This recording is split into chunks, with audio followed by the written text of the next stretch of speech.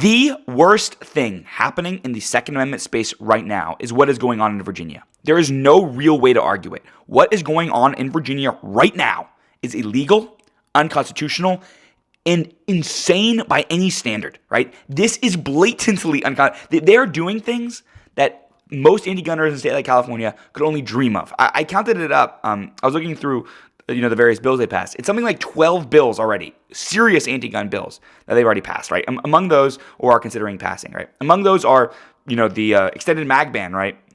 With no grandfather clause, right? The AR-15 ban, which is another insane one, which bans the possession of AR-15. 2 or 3 different sensitive places restrictions, a 3D printing gun, restriction. And now they just introduced what I think is probably the most clearly unconstitutional law of them all. They are proposing, right, against literally 1983, right? So against, I guess, literally 40 years of Supreme Court precedent, a targeted tax on a constitutionally protected right?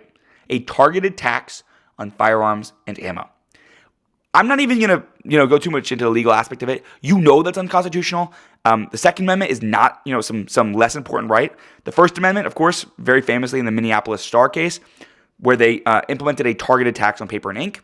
That was ruled unconstitutional because it was necessary to the First Amendment protections. This isn't even that, right?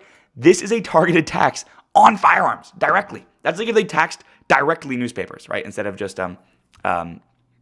papers and ink being used in newspapers, right? This is like the most direct and obvious form of this sort of targeted tax against the constitutional right. It is insane. It is crazy. And it doesn't really even make any sense. So yeah, here's the details of the tax. And I think, like I said, it doesn't make any sense when you first look at it, but there is a little bit of detail here that I think kind of explains why they're doing this.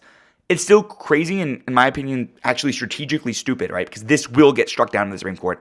I do not see a world where this is not struck down by the Supreme Court. But it's a little interesting. If you're new here, by the way, subscribe. Essentially, they're charging an 11% excise tax, so on top of state sales tax, for all firearms and ammo purchased in the state. So it's like a retail tax on firearms and ammo specifically.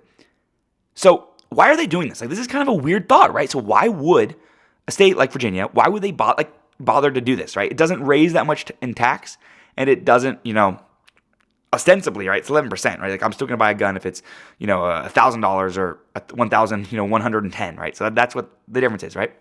So why are they doing this? Like, what is the strategy behind this, right? There's got to be something, or otherwise they wouldn't do it. Especially considering how harsh the other measures were, you'd expect like this 11% tax, to be like 200%. They did a $500 tax on suppressors. They're doing, full bans on certain classes of arms. Why is it just an 11% tax?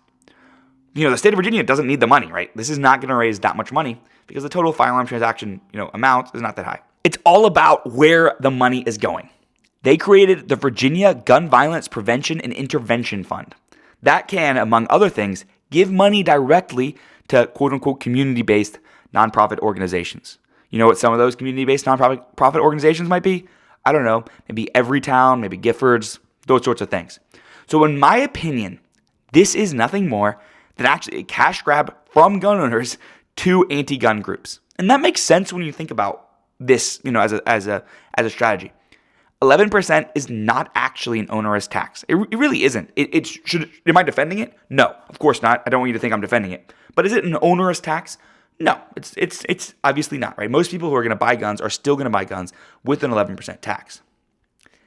The Virginia government, though, has shown itself to be clearly, ideologically anti-gun. Clearly. I mean, I don't even need to list it out, but again, they've passed or debated almost 15 serious gun control regimes by now, right? So it's really bad out there. But what they are doing with this tax is they're making it low enough that the Supreme Court won't act on it too quickly, and they are just raising a ton of money and then giving it to anti-gun groups to continue lobbying. That's honestly what I believe will happen here. It says among who can receive funding in the actual bill, it doesn't just say every town, right? It says we could give it to agencies of local government, we can give it to community-based organizations, we can give it to hospitals, right? There's a lot of different things they can give it to. In my opinion, that's not what's going to happen. I actually think this is a cash grab back to the anti-gun lobbyists that put them in charge. That is how I read this. That is what makes sense based on the evidence. And honestly, does that surprise you? Does that surprise you that that's what they're doing? It doesn't surprise me. It makes total sense. This all raises a very important point. There is a fundamental difference in what the anti-gun side is willing to do and what the pro-Second Amendment side is willing to do. We're willing to sit there. We're willing to do all these lawsuits. We're willing to go through 10 years of blatantly unconstitutional Second Amendment violations. And they are willing to just do something that is so explicitly prohibited that it like boggles the mind. They're willing to say, okay, we got put in by anti-gun lobbyists. We're now going to put a illegal, unconstitutional tax on guns and just give it right back. Give the money right to the lobbyists again, right? That's so unashamed. Like, they are not ashamed at all of what they do. It is crazy. Gun people never do that. Pro-Second Amendment advocates never do anything this ballsy, right? We live in states. Here's an example of something we could do, right? Florida right now, if they wanted to, or I don't know, Alabama or Texas or whatever, could just deputize, create a class of deputized citizens and just say, you can come here, we'll deputize you. And then that will allow you, because you're a deputized law enforcement official, to carry anywhere in the U.S. They could just do that, right? That's a ballsy thing we could do. We never do anything like that. The only people that do ballsy moves in the Second Amendment anti-gun fight are the anti-gunners. We do not. We are, honestly, kind of, I don't want to say it, but you know what word I'm thinking of. That's kind of what we are, right? We're kind of bitches sometimes, to be honest.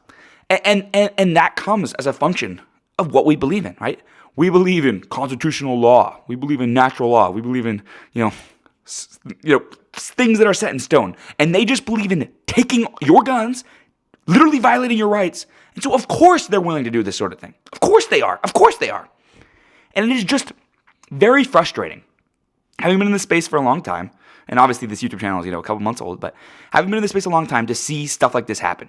Because they know it's unconstitutional. They know it's unconstitutional. We know it's unconstitutional. They know we know it's unconstitutional. And they are perfectly willing to violate our rights again and again and again and again. And we just kind of, we file a lawsuit and then, we kind of just roll over and take it. And at some point, we really got to get on the offensive, I think, instead of just constantly just being on the defensive and knocking stuff down. But maybe I'm crazy. Maybe that's just my own two thoughts. Do you understand where I'm coming from, though? Do you understand my frustration? I may have not said it kind of as well as I would have hoped to, but it is really, really, really frustrating to see year after year just the most insane anti-gun legislation thrown right up. Like, this is crazy. And, we knock it out eventually. We do. But sometimes we do. But we never go on the offensive and really put them in their place like they put us in our place all the time.